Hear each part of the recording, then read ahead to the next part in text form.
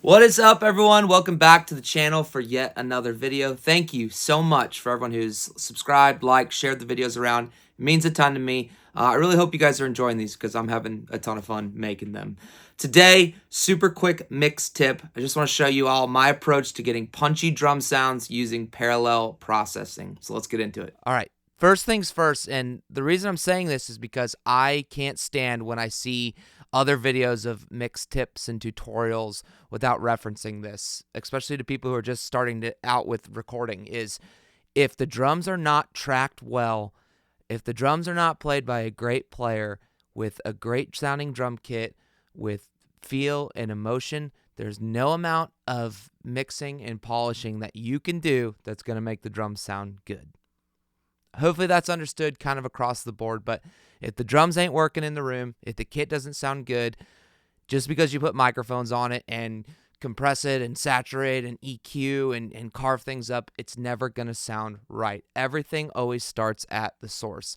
Luckily, in this case, for this example here today, TJ Steinwart is playing the drums. This is a song that I'm working on for my good buddy Colton Coy, who's a part of the Colton Coy band. I'm not going to give you the song title. You just have to wait for it to come out. I am a Universal Audio Luna user, so you can roast me in the comments for that, but I'm sick of Pro Tools, and so I made the switch. One of the cool things about Luna is I can go right here to my drum bus and hit this spill command, and I am able to see all of my drum tracks right there. So I had a kick in and a kick out that I just bust down to one track. Same thing with snare top and snare bottom. Of course, I'm doing processing, all throughout the individual drum channels. But on my first drum bus, I just call it drum bus 1. Pretty clever, right? This is where I'm sending all of my drum tracks to. So we've got our crotch mic, toms, overheads. I have a mid-side pair, and then a kind of a farther back room mic. We're just hitting that with a little bit of touch with the 33609 plugin by UAD. And I'm kind of shaving off just a few dBs on that just to kind of keep things pocketed and add a really nice kind of bloom to some of those drum things. So this is just drum bus 1 soloed here.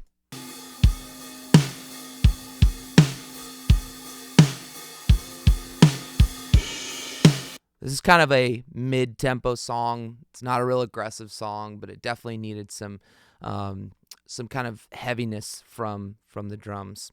So what I do to kind of get drums to sit more punchy and to allow them to kind of the transients to poke through the way I want them to, what I will do is on my drum bus here. So again, this is drum bus 1. All of the shells, meaning kick, snare, rack tom, floor tom, and if they have a second floor tom, I'll do that too. I will actually send to another bus, just those elements of the kit, not the rest of the kit. So on drum bus 2 here, again, creative naming, I know, I'm sending kick, snare, crotch mic, tom 1 and tom 2 to that. What I'm doing is I'm hitting that with a Empirical Labs Fatso, which is basically like a tape emulation. It does have some compression elements. I really like this preset called Smash Potatoes. Pretty funny. And I tweak it a little bit per the song, but it's always a kind of a good starting point for me. So here is just drum bus 2 soloed.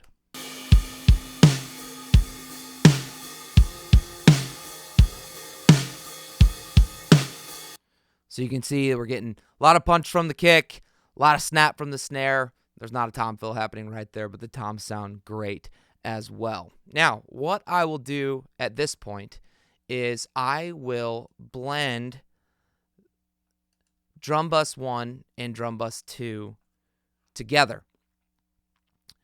So drum bus 1, which is getting, again, all of our drum tracks coming in like this.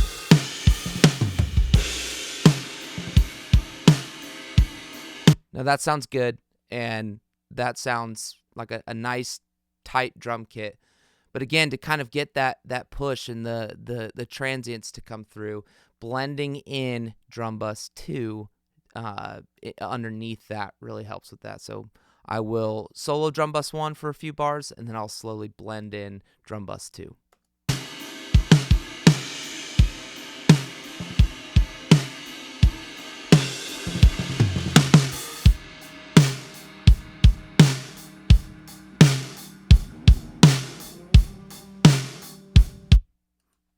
That sits a lot better to me. It adds some aggression to it. You can hear a little bit of bleed from the guitar amps, which is kind of cool. That's rock and roll, my friends. That's live recording for you, baby.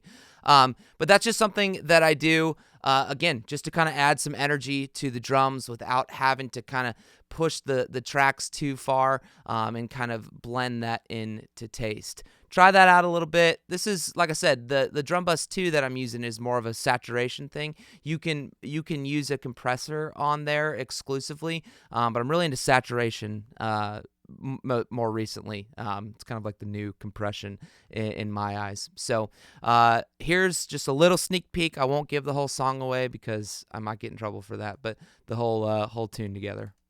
This big unless you're asking me to. It says a bad word right there, so I gotta go to a better part.